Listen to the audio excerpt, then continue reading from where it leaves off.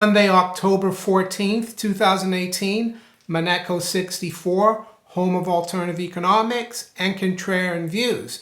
So this afternoon, I want to talk about gold and silver, particularly the futures on COMEX and the commitment of traders report. It's indicating some really interesting facts or information about how the commercials or the bullion banks are positioned. I'll refer to a story on King World News, and also I'll look at the numbers themselves from the CFTC. I also want to talk about a PhD Harvard economist, Nouriel Roubini. He's made some statements that I had to laugh at. He's made some tweets recently about how libertarians and people who believe in sound money, in cryptocurrencies and the blockchains are actually neo-Nazis and fascists and anti-Semitic. I mean, if anything has ever been twisted, it's that. So I'll look at his statements, a little bit about his background, and I'll also look at Alan Greenspan and Howard Buffett. Who is Howard Buffett? Well, he was a congressman from Nebraska who happened to be Warren Buffett's father. And he wrote an essay or article entitled "Human Freedom Rests on Gold Redeemable Money." And what did Alan Greenspan write in 1966? Gold and economic freedom. So now we have Nouriel Roubini, who's, according to Wikipedia, has been heavily influenced by John Maynard Keynes and Larry Summers, and he follows the new Keynesian school of economics.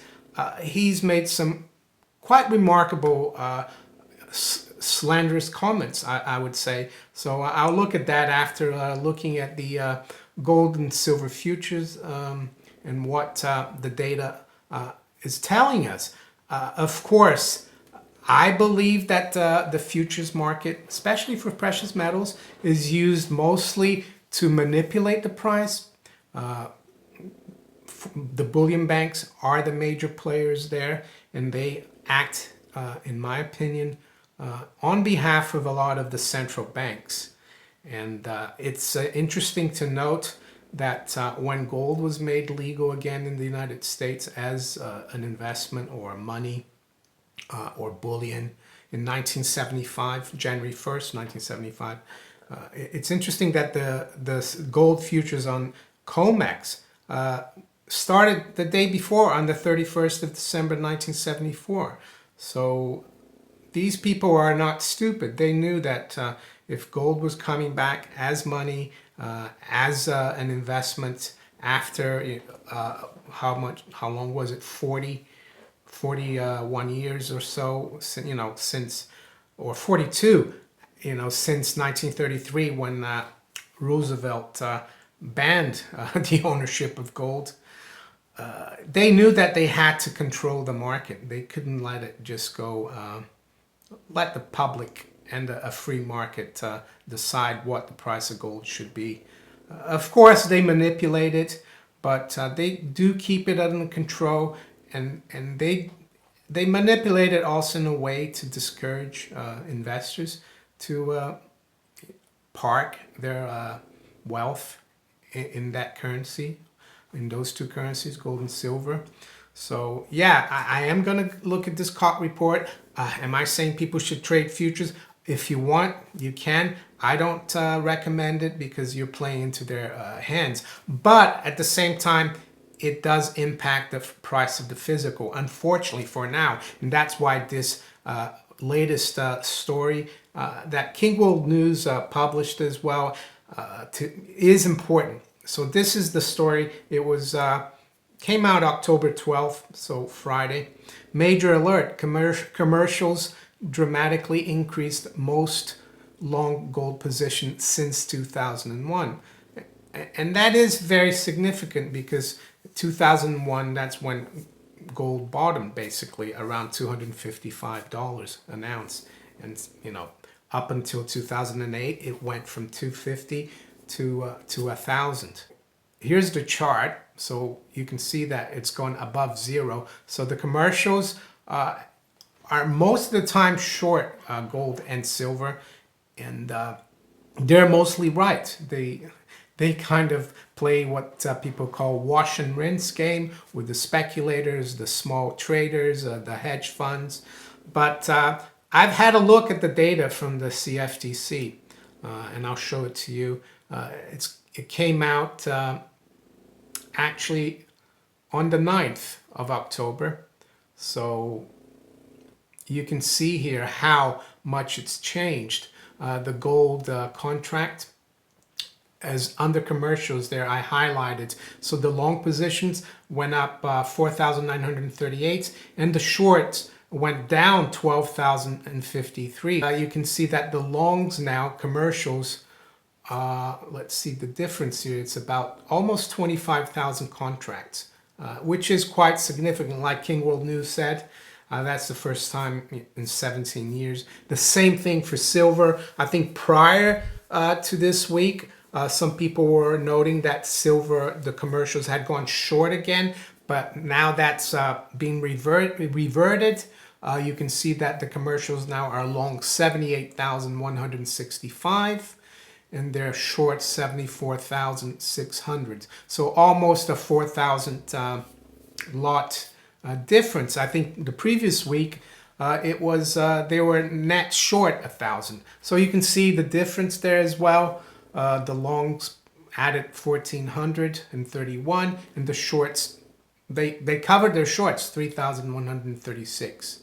So next week will be even more interesting to look at these data, seeing how well gold and silver, particularly gold, did towards the end of this week, well, last week, ending Friday, just gone. So now, Nouriel Roubini. So this is what Wikipedia says about him. Nouriel Roubini is an American economist. He teaches at New York University's Stern School of Business and is chairman of Roubini Macro Associates Economic Consultancy. So he became an academic at Yale and a visiting researcher advisor at the International Monetary Fund, IMF, the Federal Reserve, the World Bank, and Bank of Israel. During the administration of Bill Clinton, he was a senior economist for the Council of Economic Advisors, later moving to the U.S. Treasury Department as a senior advisor to Timothy Geithner. Mr. Roubini, or Dr. Roubini, he's got a PhD. So he went to Bocconi University, that's in Milan. It's one of the top universities in Italy. Got a BA there in 1982 and got a Harvard PhD in 1988. And the people he admires or the influences, top influences for him are John Maynard Keynes and Larry Summers. I mean, anyway, what did this guy say? So let's see. Zero Hedge is covering this. They came out yesterday. He said that Bitcoin blockchain is the mother of all bubbles. And this is actually what he said. And I'm reading from his tweets at Nouriel Roubini. Yes, many white supremacists are paranoid about any government and central authority, i.e. they are libertarian. So libertarians are actually, how can you equate white supremacists with libertarians? Libertarians, they want to leave people alone. They want small government. White supremacists, if I'm not mistaken, they usually want fascist government or big government. So that in itself is rubbish. And it says, while being racist, anti-Semites, Nazi, and fascist at the same time, crypto has been able to combine libertarian zealotry and fascist racist ideologies. Most are white kids. I mean, that's complete rubbish because the blockchain market, cryptocurrencies, is huge in Korea, in China, everywhere around the world. So this in itself is like rubbish. And he goes on to say, ideology of crypto is right-wing white supremacist, black helicopters, paranoia, and conspiracy about centralized evil governments, central banks, Jews, corporations, trusted institutions that need to be destroyed and replaced by libertarian decentralization, fascist at core. So, that's one of the reasons why when I talk about central banking in the monetary system, which is completely big, centralized, and it feeds big government. It feeds authoritarianism. I never talk about religion, because you get people like that who come out and spout rubbish. So he's basically saying that the fact that you want free markets, sound money, competition in currencies, opposite of fiat money, centralization, central banking. He's saying that that's all bad. I guess, I think the term is gaslighting. He's actually trying to, because he is, a fascist, I would say, Roubini, and he can't, he can't see that. He's worked for the IMF. He's worked for the Federal Reserve, the U.S. Treasury. He admires John Maynard Keynes, Keynesian economics, fiat money, where, we know that all the freedoms through those systems have been, chipped away at. So quite amazing. So how do we counter this guy? Well, we just, give examples of people who in the past have proven that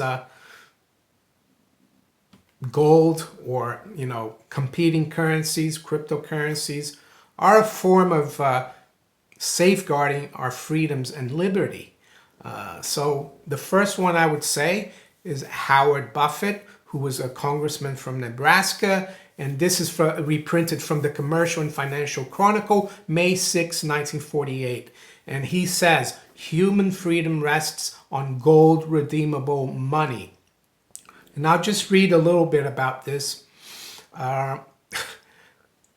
And one thing that's really interesting, he says here, also, when you find that Lenin declared and demonstrated that a sure way to overturn the existing social order and bring about communism was by printing press paper money, then again you are impressed with the possibility of a relationship between gold-backed money and human freedom.